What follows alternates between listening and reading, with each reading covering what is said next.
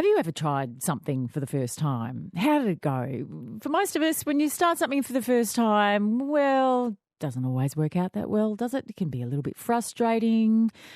And often if it's just a hobby, you might just ditch it. But sometimes you persist, don't you? Well, my next guest, KYLIE SEPOS, quit a job of 19 years to follow her quest to find the perfect gin. Now, bear in mind, this is the first go she had at making gin. So out of her first batch, she just whacks a bottle into an international competition, as you do. And what did she get? She got second place in the London Spirits competition. Now, this is London, the home of gin, and she's not been a gin distiller before. In fact, just 10 months ago, KYLIE, who's from Alworth in the Hunter Valley, launched her first batch. She used botanicals from her family farm and honey from native bees. And it does appear to be that out of that first batch, that magical silver medal winning bottle, it's something about the Australian flavours that were added to it that have been quite popular with discerning gin drinkers. KYLIE's The Farmer's Wife Gin, it's called, certainly captured their attention, and she's here to share more. KYLIE, congratulations. Welcome to Evenings. It's no mean feat to win a competition or a silver medal in the home of gin in London. Thank you very much. No, it's certainly not, and it was quite a surprise, but a welcome one, I will say. Okay, so let's go back to the beginning with all of this. What made you want to try and become a gin distiller in the first place? Well, I guess I've always I've loved gin, and always been quite intrigued about how different it can be and how beautiful it can be, and I guess I've always, as I've been always trying to find the perfect gin, eventually I just thought, well, why don't I just go and give it a try myself? Had you ever distilled anything in your life? No, I certainly had not. We actually went down for a trip to Tasmania, my husband and I, about 6 years ago. And while we were down there, as anyone who's been to Tasmania would know, it's very easy to fall in love with all of the craft that happens in Tasmania, the beautiful produce and the artisans that are down there creating the most beautiful things. And one of those things was craft spirits, and fell in love with what Tasmania in particular was producing in the world of craft spirits, and thought, well, that looks like something I would really love to do. How did you find out how to do it with no background in it whatsoever? So I learn really well from reading. I actually had a couple of years, I went to university and did a business degree, but while I was at uni, I did 2 years of science before I transferred, which I honestly thought would be a waste of 2 years, but it turns out it wasn't. So I had a really good basic understanding of distillation and fermentation and that sort of thing. So it just really enabled me to learn a lot from reading. So I just immersed myself in everything I could possibly find. It is quite an old profession, so there's a lot of old texts that you can find on distilling, and just read everything I could read. It became a bit of an obsession. So instead of reading a novel, which I used to do, I would sit there reading distillation texts and teaching myself that way. But it's one thing to do this. I also understand you gave up your job of 19 years to pursue this. How did the husband take that? I did say to him, hon, I know exactly what I want to do now. And he said, what's that? And I said, I want to finish my job and I want to make gin for the rest of my life. And he didn't laugh. So that was a really good start. And so, I sort of explained to him what I wanted to do and how I thought it would work. And he decided that was a good idea. That was a good dream, and came along for the ride, which was extremely helpful because he's very handy. It's okay. So you've left your job, you've read all the texts on distilling. Then what do you do? The thing about gin is that a lot of it is to do with different botanicals and different flavour profiles. And I've always loved cooking, and I'm a bit of a gardener as well. And one of my favourite things to do has always been to create, grow something and then use it to cook and share that with people and watch, people enjoy what you make. So I guess having that understanding of cooking and different flavours and what flavours go with what, I set out on I guess, creating a recipe and fine-tuning it and having lots of blind tastings with lots of friends who I managed to find lots of friends who were quite happy to help me with the sampling and tasting. Funny that. I did a lot of testing. I think it took me about 2.5 years to 3 years to get the recipe where I wanted it to be. Distilling things individually, each botanical individually, making sure that I was happy with how that worked, and then putting them together to see how they affected each other.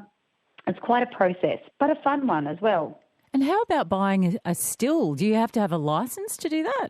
Funnily enough, to purchase the still, you don't need a license, but you get your license once you've invested all the money. Gee, that sounds back to front. Yeah, I know, right? It is a little bit. But, yeah, so you've got to purchase your still, purchase your equipment, know what you're doing in order to get your license. It was a giant leap of leaving a job of 19 years, then investing all of this money and time, and then asking the government, can I please have a license? So what native botanicals are you using out of your garden in your gin, without giving away the secret herbs and spices, of course? Of course. The botanicals that we use are free for people to know, because I think that's what makes it really beautiful when you taste a spirit, is that you know what's in it, because then you can really taste the flavours. But we have 13 botanicals, some of which are traditional gin botanicals that we get from the UK. So juniper, for example, is obviously has to be in a gin. And then we use natives, some of which we grow, some of which we get from other farms around, and also some citrus. So kaffir lime leaves, ruby red grapefruit peel, the lemon myrtle, anise myrtle, pepperberry. Native sage is quite unique to our gin, so it gives the gin a beautiful flavour. For me, it just tastes like the Australian bush. And then, of course, our signature botanical, which is our native bee honey. How do you put that in gin? So I discovered that native bee honey is really quite different and unique to normal honey or normal European bee honey. It's quite citrusy and it distills really well. So we put all of our botanicals in the still, in the pot with the spirit. So your recipe has to be right in order for those botanicals to all work together. So what comes out the end is the magic. We just add some water to it to bring it down to a bottling strength, but we don't do anything else with it. So how long does that take before you get the magic coming out the bottom, as you said? Oh, it's a long, we do a really long, slow distillation. So it takes me a full day. Like I turn the still on about 5 o'clock in the morning and I peel 10 kilos of grapefruit while the still warms up with a really big cup of coffee at 5 a.m. in the morning, especially on these cold winter mornings. And then we get the kaffir lime leaves off our tree, and then I put in the honey at the very end just before we distill. And then we run that pretty much all day up until the evening. So at the end of the day, is that one bottle of gin that you get or several? So in that one distillation, our still makes around 300 litres. Oh, okay. So that's several bottles. Yes, several bottles. So when you were trying this out on your mates, was there anything that was absolutely undrinkable? I mean, how many times did you do that before you came up with the perfect batch? There was a few undrinkables. Even for us, there was a few undrinkables. There was a few recipes where I thought that something's not right. And so I had to go back and distill all of my botanicals individually to really figure out what it was that wasn't fitting in the flavour profile, because a spirit should tell a bit of a story as it goes over your palate. So you don't want it to just taste like one particular thing or just be at the front of the palate or the back of the palate. So you need to choose botanicals that not only work well together, but that you can taste at different places on your palate, I guess is the best way to describe it. So when you sent it off to this competition in London, this bottle from your first batch, did you? Why did you do that? Did you think, we're going to take this out, or did you think, no, we'll see what happens? No, there's a few particular awards that are fairly prestigious, and in Australia we have an association called the Australian Distillers Association. And they just sent an email around or let us know that this is an award that we recommend that you enter. And so I thought, well, I've only been here for a few months, but what the heck? We'll just send the bottle off and see what happens. You never know your luck. And, we said, I almost forgot that we'd sent it, to be honest. I sort of sent it off and then forgot all about it. And what's it meant for your business? It's been amazing. It's been great because people really are excited about the fact that, a little small distillery in Australia that's just started has taken out such a great award in the international stage, I guess. So that it's been exciting for a lot of people, not just us, for the association, but also just for, people who love gin, I guess. But for us, it's really just, I've always been very confident in our product and really believe that it's a beautiful gin. And so it's just lovely to know that, some of the top bartenders and mixologists in London also think it's a great spirit. So how do you distribute it? Have you been churning it up? Because I would imagine demand has increased from London since the silver medal. Yeah, we've had fun with the local postman.